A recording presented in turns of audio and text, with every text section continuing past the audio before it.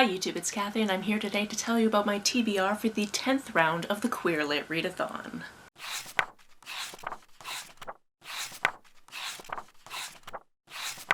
If you've never heard of the Queer Lit Readathon before, I will link a whole playlist down below as well as the announcement for this round. But this is a readathon I co-host a few times a year and this is our 5th year doing it. The aim of this readathon is to read queer books because you should be reading queer all year. However, some people like to have prompts, so we always have this beautiful bingo board. And assuming I'm able to read everything I've put on my TBR, I'm going to check off every single prompt with 10 books. Let's start with the books I already owned physical copies of, then I'll unpack the books that I have bought physical copies of specifically for this TBR, and then I'll tell you about the ones that I'll be reading on my phone via the Kindle app. First, our group read, and something I'm looking very much forward to rereading, is In Other Lands by Sarah Rees Brennan. I believe this will be at least the 3rd time I've read this book because I just love it so much. I will obviously be using this for the group read spot, but I'm also going to use this for the comedy/satire spot. In this one we find a snarky bisexual named Elliot who finds a portal to another land and decides to go to school there. The Borderlands aren't like anywhere else. Don't try to smuggle a phone or any other piece of technology over the wall that marks the border unless you enjoy fireworks display in your backpack. Ballpoint pens are okay. There are elves, harpies, and best of all, as far as Elliot is concerned, mermaids. Elliot? Who's Elliot? Elliot is 13 years old, he's smart and just a bit obnoxious, sometimes more than a tiny bit. When his class goes on a field trip and he can see a wall no one else can see, he is given the chance to go to school in the Borderlands. This book takes place all throughout his 4 years of schooling in the Borderlands, and I just really love it. I'm looking forward to revisiting it. Next, for the spooky queers prompt and the intersectional prompt, we have The Many Half-Lived Lives of Sam Sylvester. This one is about a non-binary teen, and the intersectional aspect is that Sam has autism. Sam Sylvester has long collected stories and half-lived lives, the kids who died before they turned 19. Sam was almost one of those kids. Now Sam's own 19th birthday approaches, and their recent near-death experience haunts them. They're certain they don't have much time left. Still, Sam begins to settle into their new hometown with the help of a neighbor, Shep, who Sam can't stop thinking about. Yet the past keeps roaring back, in memories and in the form of a 30-year-old suspicious death. Sam can't resist trying to find out more about the kid who died in Sam's new home, and who now seems to guide their investigation.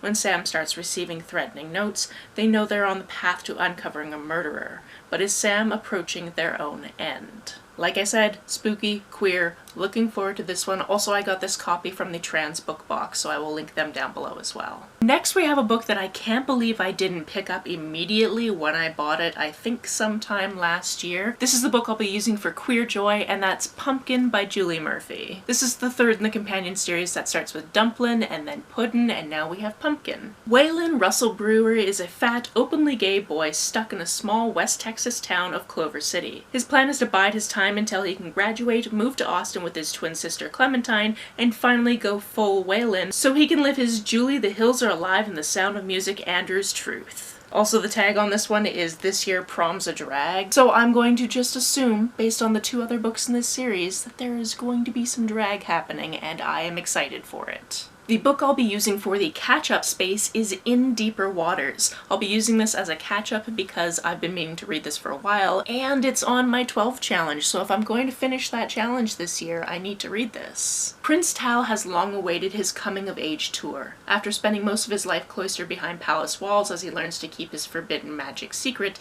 he can finally see his family's kingdom for the first time. His first taste of adventure comes just 2 days into the journey, when their crew discovers a mysterious prisoner on a burning derelict vessel. Honestly, that's all I need to know. I did also purchase 3 physical copies of books for this TBR, so let's unpack those, shall we? First, we have Any Other Name. This one I'll be using for Trans Femme as well as indie published. And if you've been following us on Instagram or Twitter, you know that I've been posting different recommendations for different prompts from the bingo board. And when I posted the recommendation for Trans Femme, the author of this book actually reached out and said, hey, my book would fit into that category. So I took a look at it and I bought it. Jonathan Rosewood, along with newfound friends Simon and Sarah, ends up in a school for the magically gifted, meeting all kinds of magical people and creatures. Some of them can turn into animals, and some can perform incredible feats of magic, as long as they have a familiar by their side. And they're all being trained to defend the worlds from evil spirits that break through from the other side.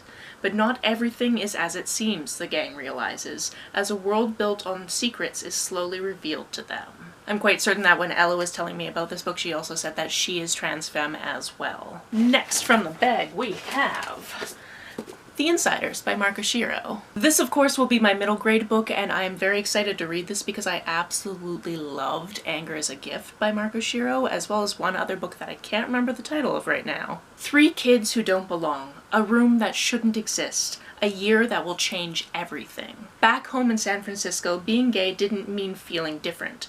But at Hector Muniz's new school, he can't feel more alone. Most days, Hector resorts to hiding in the janitor's closet. But one day, when the door closes behind him, Hector discovers he stumbled into a room that shouldn't be possible. A room that connects him with 2 new friends from different parts of the country, and opens the door to a life-changing year of adventure, friendship, and just a bit of magic. So excited, this sounds freaking adorable. Final book that I ordered specifically for this TBR is Exodus 2030. Not only does this double up on fulfilling the indie prompt and the not a novel prompt, but I'm also using this as my choose your own category prompt, and for that I've chosen monster romance. This is very itty bitty, and I'm just going to read you the smallest bit of text on the back of it. Religious eroticism and queer emancipation meet in a claustrophobic monster romance about divinity, sexuality, and freedom. Audrey recommends it. I will read it. I have 3 more books on my TBR, but I will be reading them on my phone. The first one is one I bought specifically for this TBR, and it's called Rough Paradise. I'll be using this one to fulfill the Beyond LGBT prompt as well as the Not a Novel prompt. Born with an intersex condition in a rough working-class city, the harassment and hate Terry Tommy experiences for being bigendered and two-spirit